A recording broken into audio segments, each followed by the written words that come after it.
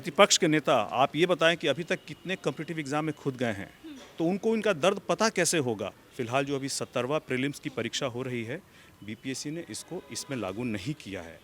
आगे ये मुद्दा किस तरह से आएगा उसको देखने की बात होगी। अभी फिलहाल इसमें भविष्य की बात की है, इसमें हम लोग कयास नहीं लगाएंगे।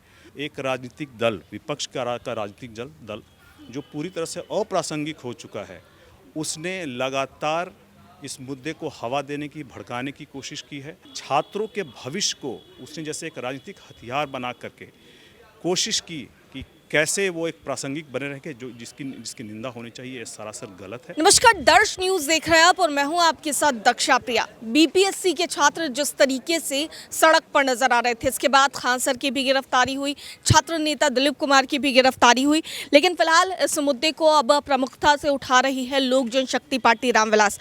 जमुई के सांसद अरुण भारती जी फिलहाल इस वक्त हमारे साथ है। सर, बीपीएससी के छात्र जो हैं फिलहाल सड़कों पर उतर आए थे और कल एक बड़ा प्रदर्शन उन लोगों की तरफ से देखने को मिला। देखिए, ये जो बीपीएससी के छात्र जिस मुद्दे को लेकर के सड़क पर उतरे थे, इस मुद्दे के 3 पहलू हैं। पहला है बीपीएससी।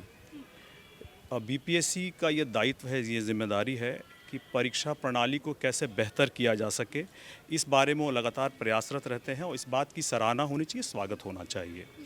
दूसरा है, इसमें बीपीएससी के जो अभ्यर्थी हैं उनका पक्ष, बीपीएससी के अभ्यर्थियों को इस बात को लेकर के कुछ आशंकाएं थीं, कुछ चिंताएं थीं, जिसको कि कंसर्न को एड्रेस किया जाना बहुत ज़रूरी है। आपको बता दूं कि जो इनकी चिंताएं थी, फिलहाल जो अभी 70वां प्रीलिम्स की परीक्षा हो रही है, बीपीएससी ने इसको इसमें लागू नहीं किया है। आगे ये मुद्दा किस तरह से आएगा उसको देखने की बात होगी। अभी फ़िलहाल इसमें भविष्य की बात की है, इसमें हम लोग कयास नहीं लगाएंगे। और तीसरा मुद्दा है एक राजनीतिक दल, विपक्ष का राजनीतिक दल जो पूरी तरह से अप्रासंगिक हो चुका है, उसने लगातार इस मुद्दे को हवा देने की, भड़काने की कोशिश की है। और कल जब 13 तारीख को एग्ज़ाम होने वाला है बच्चों का, तब उसने अपने असामाजिक तत्व के द्वारा इस पूरे प्रक्रिया को भड़काने की कोशिश की, इसको तूल देने की कोशिश की, हवा देने की कोशिश की, ताकि उनकी राजनीतिक प्रासंगिकता बनी रहे।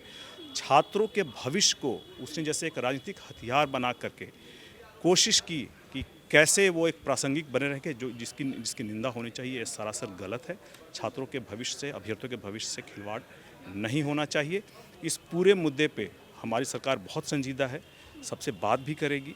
और अभी फ़िलहाल जो ये सारा का सारा जो छात्रों की इस परीक्षा को लेकर के आशंकाएं थी, सरकार ने उसका पहले से ही निवारण कर दिया है। तेजस्वी यादव बार बार कह रहे हैं कि इस तरीके से छात्रों को पीटा जाना निंदनीय है। देखिए, हम लोग भी चाहते हैं कि इस तरह का कोई भी छात्रों के द्वारा, अभ्यर्थियों के द्वारा कोई भी अगर प्रदर्शन हो, तो उसमें शांतिपूर्ण जो भी इससे विरोध प्रदर्शन होते हैं, उसका सम्मान किया जाना चाहिए। लेकिन जो इसमें कुछ राजनीतिक दल घुस करके इसको उन्होंने भड़काने की कोशिश की, गड़बड़ करने की कोशिश की, इसकी निंदा होनी चाहिए। ऐसे कोई भी दल अपने ऐसे असामाजिक तत्व को घुसा करके ऐसे शांतिपूर्ण इस तरह के विरोध में अगर कुछ भी इस तरह का कार्य करते हैं, तो इसकी निंदा होनी चाहिए। ये सरासर गलत है। प्रतिपक्ष के नेता आप ये बताएं कि अभी तक कितने कॉम्पिटिटिव एग्जाम में खुद गए हैं, तो उनको इनका दर्द पता कैसे होगा। हम लोग कॉम्पिटिटिव एग्ज़ाम में गए, हम लोग लेकर के एसआरसीसी में दिल्ली यूनिवर्सिटी में हम लोगों ने एडमिशन लिया है। एमबीए के एग्ज़ाम में हम लोगों ने अलग से कैट की परीक्षा ली है, जीमैट की परीक्षा ली है, टॉफल ली है, तब जा कर के हम लोग एमबीए और बाकी परीक्षाओं में उत्तीर्ण हो पाए हैं। तो उनका दर्द हम लोगों को पता है। प्रतिपक्ष के नेता आज तक कोई भी इस तरह का परीक्षा तो दिए नहीं है। जब नहीं दिए हैं तो उनको परीक्षार्थियों का, अभ्यर्थियों का दर्द कहाँ से पता होगा। चाचा पशुपति कुमार पारस जी कह रहे हैं कि चौकीदार दफादारों के लिए वो जेल भी जाएंगे, क्योंकि मामला पहले उठाया गया था। और आप ही की बात वो कह रहे हैं कि जमुई सांसद ने साजिश के तहत जूस पिलाया लोगों को और अनशन उनका तोड़ दिया था। देखिए, बहुत प्रासंगिक नहीं रह गए हैं राजनीति में अभी जिनकी आप बात कर रहे हैं। ऐसे में पहले वो अपने कार्यालय से, अपने घर से निकल कर के जनता के बीच में जाएं और उनके मुद्दों को उठाते हुए जेल जाएं, ज़्यादा बेहतर रहेगा।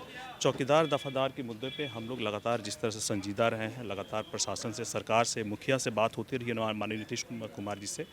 मुझे नहीं लगता कि इस समस्या का समाधान नहीं होगा। मुझे लगता है कि जिस तरह से कल भी बात हुई है इस मुद्दे को लेकर के बॉम्बे में, जब महाराष्ट्र की सरकार के शपथ ग्रहण में गए थे, तो मुझे लगता है इसका जल्द ही एक सकारात्मक समाधान आपको देखने को मिलेगा। एक आखिरी सवाल, विधानसभा चुनाव को लेकर जिस तरीके से आप लोग एक्टिव मोड में आ गए, फिलहाल क्या तैयारियां चल रही हैं? देखिए, हम लोग पूरे विधानसभा चुनाव को लेकर के सभी जगह, हर जिले में, हर विधानसभा में अपनी तैयारी कर रहे हैं और एक जिम्मेदार गठबंधन के नेता होने के तौर पे ये तैयारियां होनी भी चाहिए।